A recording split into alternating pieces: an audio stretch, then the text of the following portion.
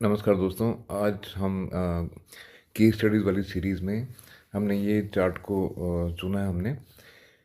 जैसे आप देख रहे हैं इस चार्ट का 6 नंबर लगन है और चंद्रमा बैठा है चौथे घर में, केतु छठे घर में, बुध शुक्र 10th हाउस में है मिथुन राशि में, और 12वें घर में मंगल गुरु शनि और राहु।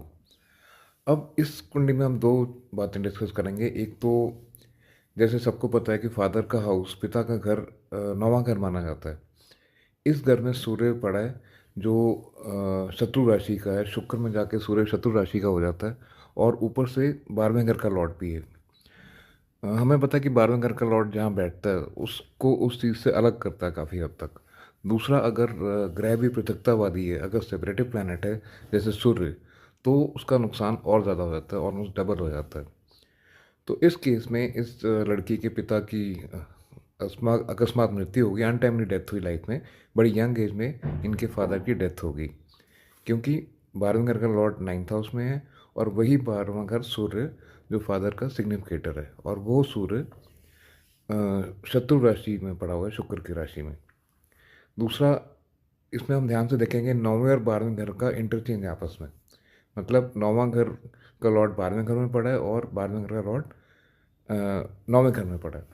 सो इंटरचेंज एक मत है कि इंटरचेंज काफ़ी कुंडली को स्ट्रेंथ देता है, ताकतवर बना देता है। लेकिन इस केस में 9वें और 12वें घर का इंटरचेंज, एक तो क्लियर होगा कि फादर की डेथ हुई अनटाइमली। दूसरा, एक लड़की की कुंडली है, इसकी शादी हुई किसी मर्चेंट नेवी वाले से। तो मर्चेंट नेवी में शादी होने के कारण उसकी लॉन्ग ट्रेवल्स हुए, बहुत ज़्यादा लंबी यात्राएं हुई और काफ़ी टाइम वो बाहर रहती थी अपने हस्बैंड के साथ।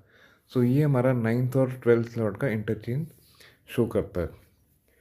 अब इसमें एक बड़ी इंपॉर्टेंट चीज़ है, जैसे हम देख रहे हैं चंद्रमा। चंद्रमा चौथे घर में है और 11वें घर का मालिक है। जनरली हम देखते हैं कि शादी के लिए लोग देखते हैं 7th हाउस, 7वां घर, दूसरा घर, लेकिन शादी के लिए सुख स्थान देखना भी बहुत ज़रूरी है। इस लड़की की शादी नहीं हो रही थी काफ़ी टाइम पे। जैसे ही चंद्रमा की दशा शुरू हुई, 11th लॉर्ड इन 4th हाउस जो नवाश में भी उच्च का है, तो इस लड़की की शादी एकदम से मटेरियलाइज हो गई। हम देखेंगे जब भी 4th और 11th का रिलेशन होता है आपस में, एक पॉजिटिव रिलेशन, सुख स्थान का और लाभ स्थान का जब भी आपस में संबंध बनेगा पॉजिटिव वे में, तो शादी के चांसेस बढ़ जाते हैं बहुत हद तक। 11th लॉर्ड का 4th हाउस में होना शादी को मटेरियलाइज कराने में बहुत ज़्यादा हेल्पफुल होता है। सो आपको कैसा लगा? कोई आपकी क्वेरी हो या सवाल हो तो प्लीज़ मुझे कमेंट में लिखिए। Thank you.